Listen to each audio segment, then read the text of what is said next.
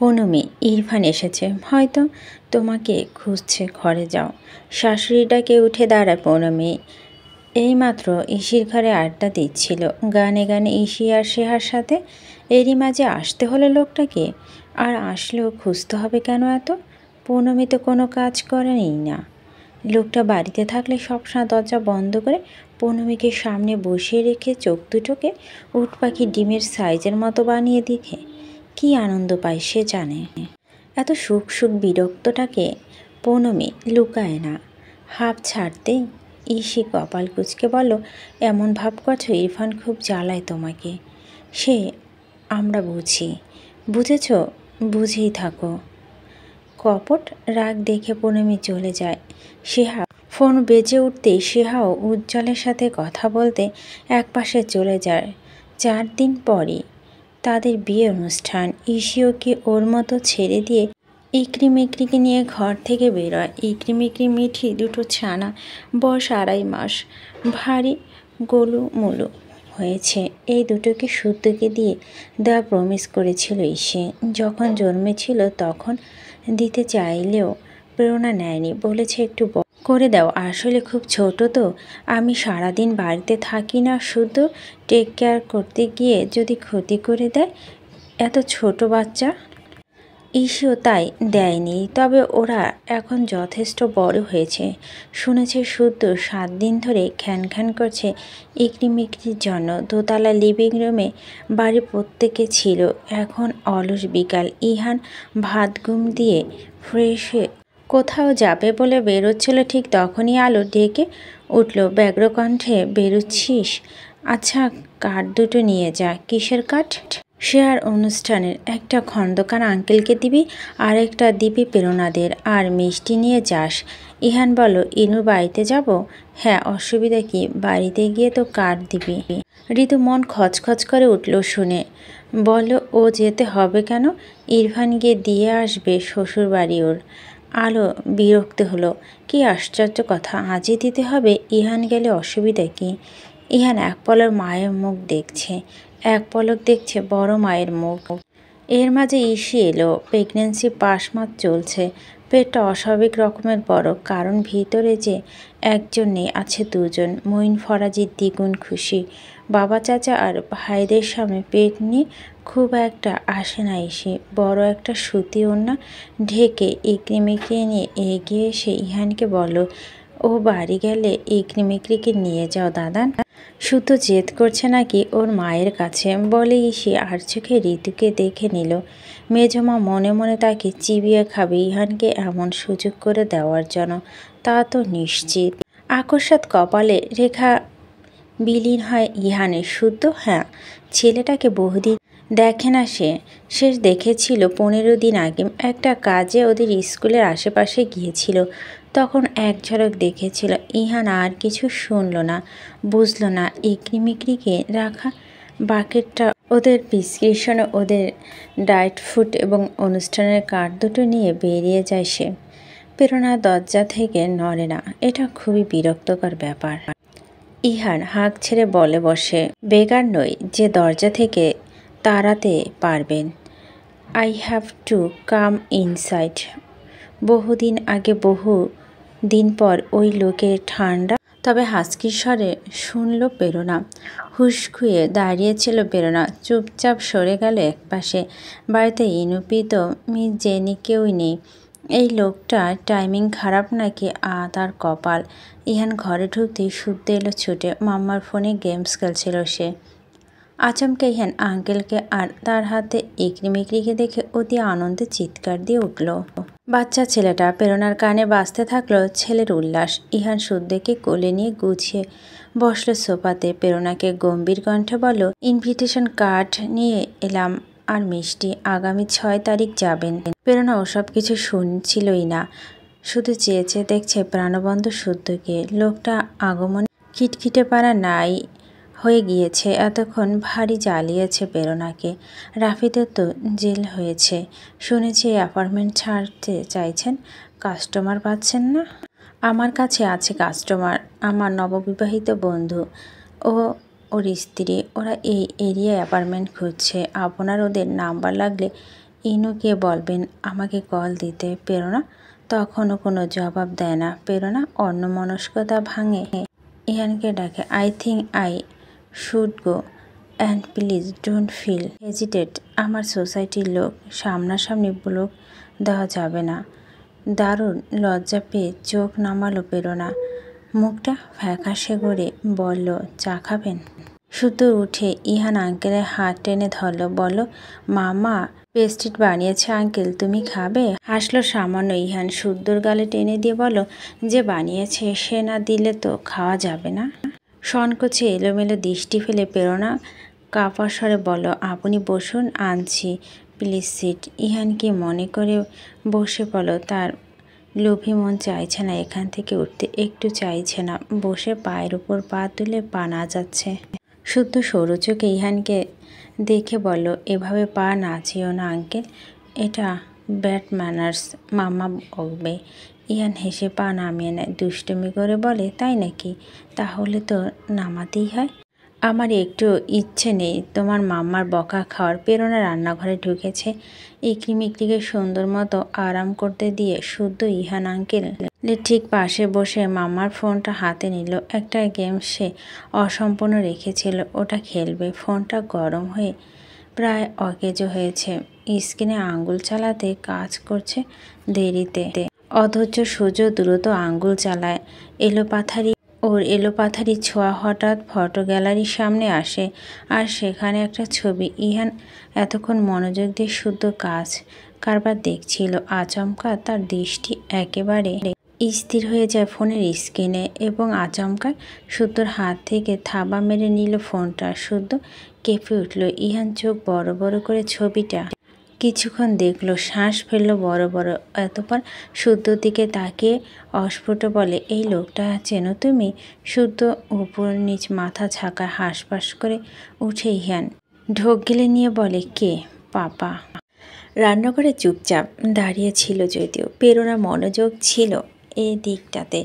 ইহান আর শুদ্ধর কথোপকথনে হঠাৎ যখন তার মস্তিষ্ক ধাক্কা খেল, হাতে পেস্টিং সব বাটিটা কিচেন ক্যাবিনেটে রেখে দ্রুত পায়ে হেঁটে এসে চোখ বড় বড় করে দেখতে লাগলো ইহানকে। দেখতে লাগলো ইহানের হাতে ফোনটা। ইহান বিস্ফোরিত চোখে তাকিয়ে আছে প্রেরণার মুখের দিকে। প্রেরণা সংকোচের সহিত এগিয়ে এসে নিজের ফোনটা নিয়ে নেয়। নিস্তব্ধতা কাটছে না, নীরবতা খুব ভারী ঠেকছে দুজনের মাঝে। ইহান আচমকা বড় বড় শ্বাস ফেলে শুদ্ধর মুখের দিকে তাকায়। তার মাথা কাজ করছে না। কম্পনমান এক হাতে শুদ্ধকে টেনে মুখোমুখি দাঁড় করিয়ে চোখে চোখ রেখে দরাজ গলায় বলে, তোমার পাপার নাম কি? মোহাম্মদ শওকত ওয়াহিদ শরীফ। ঠোঁট নেড়ে আদো আদো স্বরে শুদ্ধ জবাব দিতে ইহান তার হতবাক দৃষ্টি ফেলে প্রেরণার মুখ বিবরে। প্রেরণা প্রশ্নবোধক দৃষ্টিতে পেছনে আচমকায় অদ্ভুত আচরণ করে উঠে লোকটাকে। বুকের মাঝে কেউ হাতুড়ি পেটা করছে। ইহান হঠাৎ টের পেতে শুদ্ধকে মিশিয়ে নেয় নিজের সাথে। হৃদয় স্পন্দন যেন থমকে গিয়েছে ওর। পোড়া খাওয়ার শরীরটা কাঁপছে মৃদু। প্রেরণা অস্ফুট বলল, কি হচ্ছে? ইহান ওর কথা জবাব না দিয়ে শুদ্ধকে দেখতে থাকে বিস্মিত আর আবেশিত দৃষ্টিতে। ছয় শুদ্ধের গাল ছুঁয়ে দেয় শুদ্ধর চোখের পাতা। শুদ্ধ খাড়া নাক। আরে আরে, কে আশ্চর্য, এত মিল! হ্যাঁ তাই তো, ওয়াসিস স্যার ছোট হয়ে তার সামনে দাঁড়িয়ে আছে যে। ছোট ওয়াসিস স্যার?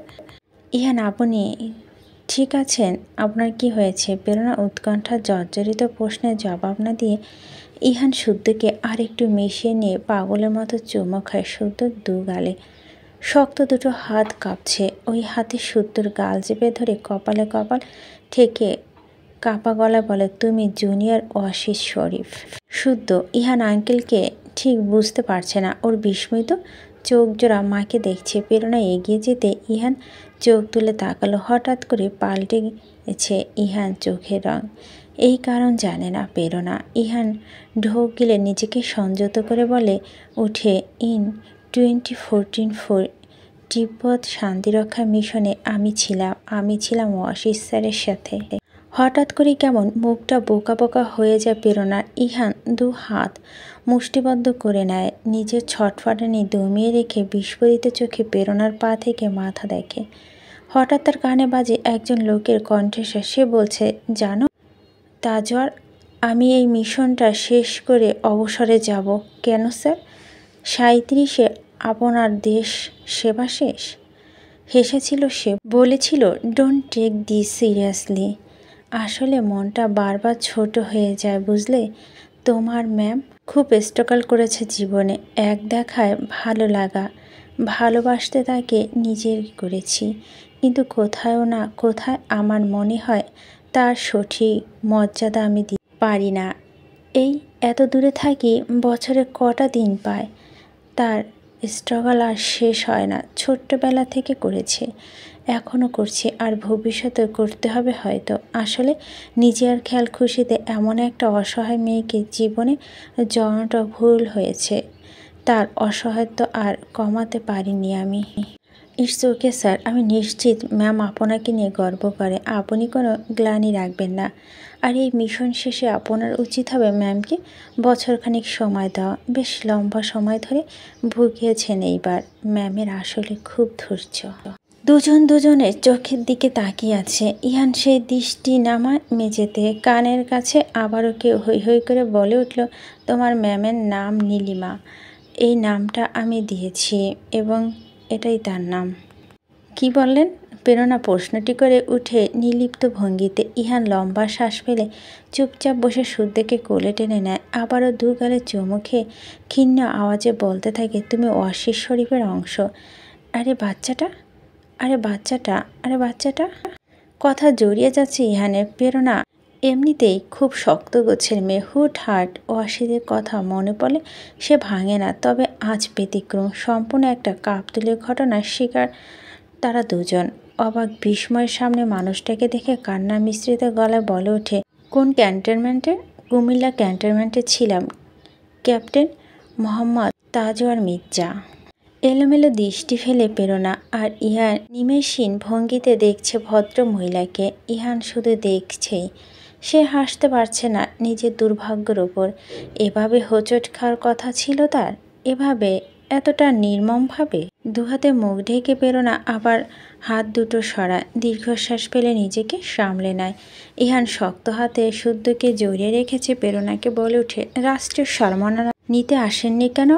তাহলে ছবি অন্তত থাকতো, আমি চিনতাম। চোখ বেয়ে ফোটায় ফোটায় পানি ঝরছে প্রেরণার। বলল, আমার চাচা শ্বশুরা আর স্বাস্থ্য দেবরা গিয়েছিল। শুদ্ধ 13 দিনের বাচ্চা ছেলে ছিল। আমি অবচেতন ছিলাম দিনের পর দিন। ইহানের দৃষ্টি যেন নামতেই চায় না সমুদ্র নীলার তেজা দু চোখ থেকে। এই সেই যার স্যারের একান্ত নীলিমা।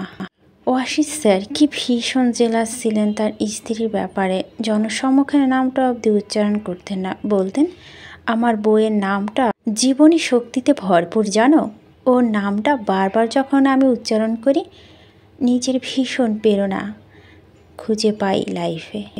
জুনিয়ররা এটা নিয়ে ভীষণ দুষ্টুমি করত মেজর ওয়াসিদ শরীফের পিঠে পিছে।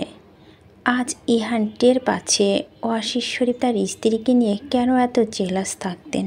মাথায় কাজ করছে না ইহানের। এক হাতে চুল টানছে, বারবার ঢোক গিলছে। হাঁপাতে হাঁপাতে প্রেরণা বলে উঠল, ওই শেষ 3 দিন আমার সাথে সে যোগাযোগ বন্ধ করেছিল। লোকটা ওই 3 দিন আপনি ছিলেন সাথে, তাই না? ওপর নিচ মাথা ঝাঁকা ইহান বলে ওঠে, সব সময় আমরা ওই মিশনে ট্রিটমেন্ট ছিলাম। এইবার ডুকরে কেঁদে ওঠে প্রেরণা। চেঁচিয়ে ওঠে, উনি কি ওনার ছেলেকে দেখতে চেয়েছিলেন? ওনাকে না আমি নাম ঠিক করে জানাইনি। উনি কি খুব দেখার ইচ্ছা পোষণ করেছেন? আচ্ছা, ওনার কোথায় কোথায় লেগেছিল শুনেছি একটা হাত নাকি ছিল না?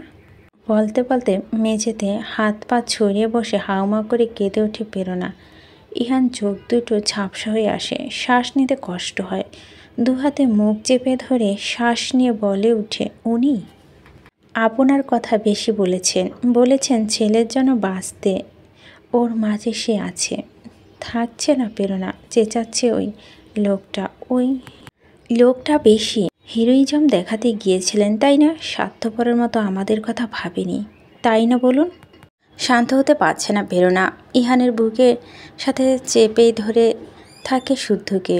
শুদ্ধ ভয় পাচ্ছে দেখে ওকে ফোনটা দিয়ে প্রীতমকে রুমে পাঠিয়ে দিয়ে চুপচাপ এসে মেঝেতে বসে ঠিক প্রেরণার পাশে হাত বাড়িয়ে পারছে না সে প্রেরণার চোখের পানি মুছতে। হাতটা আটকে দিচ্ছে কারো বলিষ্ঠ কণ্ঠস্বর। তেজর, ও মিশন শেষ করে তোমার ম্যামকে নিয়ে আমি যাব মালদ্বীপে। আমার ছেলেটা পৃথিবীতে আসার অপেক্ষায় আছি। ইহান অসহায়ের মতো তাকিয়ে থাকে। চোখের সামনে সেই অন্ধকার 3 দিন ভেসে ওঠে। ঝাপসা থেকে গাঢ় হয়, ততটাই যন্ত্রণাদায়ক হয় সেই দৃশ্য। 2044 22শে এপ্রিল তারিখটাতে মার্ক করে ইহান বেরিয়ে যায় ট্রেন থেকে। যুদ্ধ বিরতি 24 ঘন্টা, শুধুমাত্র ঘন্টা 3 ঘুমিয়ে শরীরটাকে সান্ত্বনা দিয়েছে শুধুমাত্র।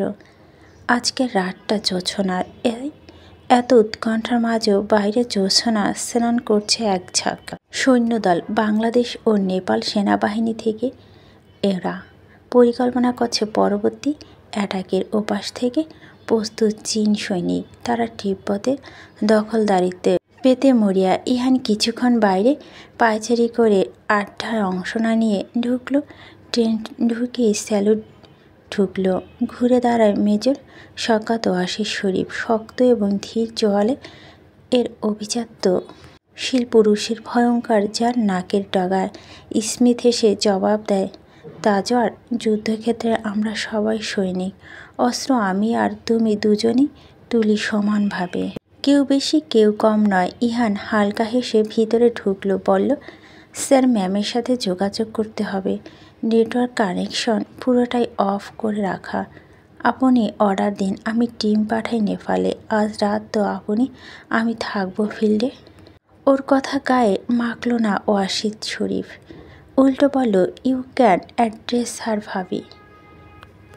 No sir, ma'am is my comfort zone. Ihan জবাব দিল, ক্যাপ্টেন, তোষার সাথে সম্পর্কটা কি জাস্ট এমনি নাকি প্ল্যান আছে? লাজুক হেসে ইহান বলল, এই মিশন শেষ করে আন্টি পরিয়ে রাখবো স্যার। বাইরে গুঞ্জন। ওয়াসির দৃষ্টি ফিরে বলল, যুদ্ধবিরতি পেয়ে সবাই আমোদ করছে নাকি স্যার? করুক। একজন সোলজারের কাছে অস্ত্র থাকার মতো জরুরি একটি ব্যাপার হচ্ছে ফুরফুরে মনে থাকা। বানারসয়ে আর্মস অ্যান্ড দ্য ম্যানের ক্যাপ্টেন ব্লান্টসলি মতো এটা আমার হাইপোথিস। যাও, আনন্দ করো যেটুকু সময় পাচ্ছ। No sir, it's okay. টান হয়ে জবাব দেয় ইহান। শওকত হেসে বলল, আমি তোমার মতো ছিলাম, খুব প্রফেশনাল। ইভেন এতটাই প্রফেশনাল ছিলাম যে সিনিয়রদের ভরকা সাফ করাটাও দেশ সেবা অন্তর্ভুক্ত মনে করতাম। পরে শুধরিয়েছি। শোনো, যুদ্ধক্ষেত্রে তোমাকে সিনিয়র নয়, ভাবতে হবে তোমার কর্তব্য নিয়ে, যার জন্য তুমি অস্ত্র তুলেছ। যাও এখন। ডিফেন্সে অহেতুক বাধ্যতা স্বভাব থেকে যতক্ষণ না পর্যন্ত বেরোতে ততক্ষণ কিচ্ছু হবে না। আজ গ্রেনেড নিয়ে রেডি থাকবো। তবে মনে হয় না ওরা আক্রমণ করবে। আমেরিকার সাথে গোল টেবিলে বৈঠক বসেছে জাতিসংঘ। এই সময়টিতে চীন কোনো বোকামি করবে বলে মনে হয় না। প্রেরণা মাথা তুলে তাকায়, কান্না থামিয়ে ইরফানকে দেখতে থাকে। ইহান একটু থেমে যেতেই প্রেরণা বলে ওঠে, উনি কোন গ্রেনেডে হাত দিয়েছিলেন? এটা তো ওনার কাজ ছিল না। কেন হাত দিয়েছিলেন? তার সবাইকে বাঁচাতে। খবরে তো সেসব কথাই ফলাও হয়েছিল। আমি শুনতে চাই, বিস্তারিত শুনতে চাই। ফাঁকা ঢোক গেলেন না ইহান। ভদ্রমহিলা জানাতে হবে, এটা তার অধিকার। ধীরে ধীরে বলল, সেদিন চীনে কিছু সৈনিক যুদ্ধবিরতি নিয়ম তোয়াক্কা না করে আমাদের রেজিমেন্টের আক্রমণ চেষ্টা করেছিল। স্যারের কমান্ডে গ্রেটিং ফায়ারিং চলছিল। আর্টিলারি কোরের অফিসার ছিলাম আমরা 3 জন, আমি, সাদমান আর নেপালি সৈনিক। আমার টান ছিল তখন ওদের অতর্কিত ছোঁয়া। গুলি আমার হাতে লেগে ফায়ারিংয়ের জন্য পিন ঢুকে ফেলা, রেডি টু ফায়ার। গ্রেনটা হাত থেকে পড়ে যায় ভুলবশত। আর তারপর একটু দম নিয়ে নেয় ইহান। কাঁপছে তার চোখের পাতা। বলে, কাউকে না কাউকে আত্মত্যাগ করতেই হতো, নয়তো সবাই মারা পড়তাম। এবং ওটাই স্যারই ছিলেন যে এগিয়ে গিয়েছিলেন। আর কিছু বলতে পারছে না ইহান। প্রেরণা নিস্তেজ হয়ে কিছুক্ষণ চেয়ে থেকে বলে, কজন সোলজার ছিলেন আপনারা? 18 জন। অবুঝের মতো কেঁদে ওঠে প্রেরণা, চেঁচিয়ে ওঠে। আর কেউ ছিল না, শওকত ওয়াসিদ ছিলেন। ওর কান্নার গুমোট হয়ে উঠছে গোটা লিভিং রুম। ওর কান্না হঠাৎ এক ফোঁটা জল ইহানের চোখ থেকে পড়ে। ভুল করে অস্ফুট বলে, হ্যাঁ, শুধুমাত্র শওকত ওয়াসিদই ছিলেন। বুকে হাত চেপে কেঁদে যাচ্ছে প্রেরণা। ইহান বাকিটা বলে না ওয়াসিদ কতটা তর্পে ছিলেন। ইহান শেষ সময়টিতে ওয়াসিদকে ধরতে পারেনি। একজন সোলজার হিসাবে পাশে সহযোদ্ধার লাশ ফেলে রেখে তাকে অস্ত্র চালাতে হয়েছিল। ওই মিশনে 2টি গুলি বুকে লেগেছিল ইহানের।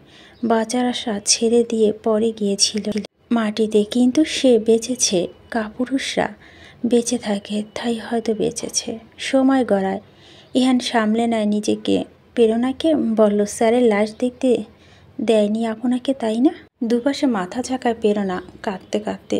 স্যারের ইউনিফর্ম, স্যারের ডায়েরি, স্যারের চশমা সব পেয়েছিলেন তো ঠিকঠাকভাবে? প্রেরণা এবারও মাথা নাড়ায়। ইহান বলল, আমি আইসিইউতে ছিলাম। ফিরে এসে কত দেখা করতে চেয়েছিলাম আপনার সাথে, আপনি অনুমতি দেননি কেন? আমার কারো সান্ত্বনার প্রয়োজন ছিল না। আমার অসহ্য লাগতো তাদের নাম শুনলে, যাদের বাঁচাতে গিয়ে আমার হাজবেন্ড শহীদ হয়েছে। এত মহানুভূতি তো ছিল না বেঁচে ওই সময়টিতে আমার মাঝে। আর এখন আমি আপনার সামনে বসে, এখন কি রাগ লাগছে আমার উপর? আমি ওই একজন ছিলাম যাকে বাঁচাতে গিয়ে আপনার হাজবেন্ড শহীদ হয়েছে। ইহানের কণ্ঠে ফুটে উঠেছে ওর নিদারুণ অসহায়ত্ব। প্রেরণা ভেজা চোখে লোকটাকে দেখছে, পরপর দীর্ঘশ্বাস ফেলে বলে, রাগ নেই কারো উপর, আল্লাহ আপনার হায়াত মালিক। রাগ কেন হব? ইহান মাথা নিচু করে নিয়ে দম ফেলে মলিন হেসে বলে, স্যার সবসময় আপনার কথা বলতেন। স্যার বলতেন, স্যার খুব লাকি আপনাকে পেয়ে। তবে কি জানেন, আপনার মতো লাকি এই পৃথিবী কেউ নেই যে স্যারের মতো লোকের সান্নিধ্য পেয়েছিল জীবনে একটা অংশে। উনি হাজবেন্ড আমার, এখনও তো আমি ওনারই বউ। ভীষণ আবেগী হয়ে 2 চোখে পানি ছেড়ে দিয়ে ঘোরের মাঝে প্রেরণা বলে দিল। ইহান ওর হতাশ চোখ দুটো ভদ্রমহিলার নীল চোখে রাখে। নিজের ভাগ্য পরিহাসে সে আবারও মেলান হেসে অস্ফুট বলে, জি, আপনি স্যারের বউ।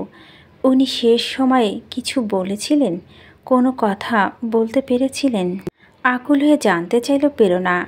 ইহান মাথা ঝাঁকায় বলেছিলেন, তাজওয়ার আমার ওপর যেন রাগ না রাখেও। শাড়ির আঁচল খামচে ধরে প্রেরণা কাঁদতে থাকে ফুপিয়ে। ইহান উঠে দাঁড়িয়ে ব্যাকুল হয়ে শুদ্ধকে ডাকতে শুদ্ধ ছুটে এসে ইহানের কোলে চড়ে। ওর 2 গালে আবারও চুমু খেয়ে ইহান বলে, তোমার মাম্মা ফোন থেকে মামাকে কল করো, বলো যে মামা অসুস্থ, একটু যেন তাড়াতাড়ি বাড়িতে আসে। শুদ্ধ তাই করলো। ইহান আবারও প্রেরণার মুখোমুখি বসলো। কিছুক্ষণ চেয়ে দেখে বলো, আপনি স্যারের নীলিমা? কি আশ্চর্য, নতুনভাবে আপনার সাথে পরিচিত হয়ে খুব ভালো লাগছে প্রেরণা। আমি আমাদের এই পরিচয় জীবনে ভুলব না, জীবনও না। কথাটা বলে উঠে দাঁড়ায় ইহান। সে টের পাচ্ছে তার বুকটা পুড়ছে। কার ওপর হচ্ছে জানে না, তবে তার ভীষণ রাগ হচ্ছে। হন্তদন্ত হয়ে বেরিয়ে গেল অ্যাপার্টমেন্ট থেকে। ইহান দরজা টানল শব্দ করে। বিকট শব্দে কাঁপল প্রেরণা। ঘোলাটে চোখে সেই দিকে চেয়ে রইল। সেহা বিয়ের শপিংয়ে আলোচনা নিয়ে ব্যস্ত ছিল সবাই। রাত 11টা পর্যন্ত চলছিল ওদের আলাপন। দোতলা লিভিং রুমে বাড়িতে ঢুকে ক্লান্ত হয়ে পায় ইহান দোতলায় উঠতে ঋতু চোখ বড় বড় করে বলল, কি হয়েছে, মুখে কি হাল? ইনু শ্বশুরবাড়ি কতক্ষণ ছিলিস? বিকেল থেকে ফোন ধরিসনি কেন? খাবি? ভাত বাড়বো? ইহান জবাব না দিয়ে রুমে ঢুকে ধপ করে দরজা লাগায়। ইরফান মির্জা আর ইসি একে অপরের মুখ দেখছে। বড় দাতানের কাণ্ড। এক ফাঁকে দূরে গিয়ে ইরফান ইনুকে কল করে, কি রে তোর বড় ননদের কাছে গিয়েছিল বড় দাদান, আসার পর দেখি মুখ অন্ধকার, কিছু হয়েছে জানিস? জানি না তো দাদান, বাড়িতে এসেছি শুধু কল পেয়ে, আপু নাকি অসুস্থ, এসে দেখি খুব মাথা ব্যথা, কাঁদলে চোখ মুখ ফুলে গেলে যেমন দেখতে লাগে অমন লাগছে। কল কাটে ইরফান। কিছু বুঝতে পারছে না সে। এদের মধ্যে হচ্ছেটা কি আসলে? রাতের খাবারটা ইহান খায়নি। সবাই যে যার মতো শুয়ে পড়ল। আলো ঘুমায়নি, বিকেলে ঘুমিয়েছে বলে এখন রাত জাগছে। পায়চারি করতে করতে ইহানের ঘরে বাতি জ্বলছে দেখে সে এগিয়ে গিয়ে দরজা নক করে। কিছুক্ষণ পর দরজা খোলে ইহান। আলো বিমূঢ় হয়ে ছেলেকে দেখছে। হঠাৎ ভীষণ উদ্বিগ্ন হয়ে বলে, হয়েছেটা কি? তুই এমন করছিস কেন? গায়ে পাঞ্জাবিটা অবধি বদলায়নি ইহান। আলো বলল, দাঁড়া, ঋতুকে ডাকছি, ও কান্নাকাটি শুরু করলে ঠিক বলবি। ইহান হাত টেনে ধরে বড় মায়ের, নিচু গলায় বলে, অযথা টেনশন করবে, ডেকো না। তুমি বসো। আলো বসলো সোফাতে। ইহান হঠাৎ বাচ্চাদের মতো আলোর কোলে মাথা রেখে মেঝেতে বসে পড়ল। চমকে উঠল আলো। অবাক বিস্ময় ইহানকে দেখে অস্ফুট বলে উঠল, হয়েছে কি তোর, হয়েছে কি? দীর্ঘ সময়ের পরে বুকটা হাহাকার করে উঠল ইহানের। বলে উঠল, বড় মা। ইহান তাজওয়ার মির্জা যদি অন্যের জিনিস নিয়ে নেয় সেটা কেমন দেখায় বলো? এর পিছনে হাজারটা কারণ থাকুক, হাজারটা সৎ উদ্দেশ্য থাকুক, দিন শেষে ওই লোকটা যদি আমাকে বলে বেইমানি করলেন, আমি কি জবাব দেব? আলো বুঝতে পারছে না কিছু। ছেলের মাথা হাত বুলিয়ে বলে, জিনিসটা কি, লোকটাকে? ইহান জবাব দেয় না, উল্টো ছটফট করে বলে ওঠে, কেউ বুঝতে চাইবে না জিনিসটা আমারও বহুল কাঙ্ক্ষিত। জিনিসটা পেলে আমি খুব যত্নে রাখবো, জিনিসটা নিরাপদ থাকবে, এটা কেউ বুঝবে না। সবাই শুধু বলবে, ওই দেখ কাণ্ডজ্ঞানহীন ইহান তাজওয়ার মির্জা, বেইমান একটা।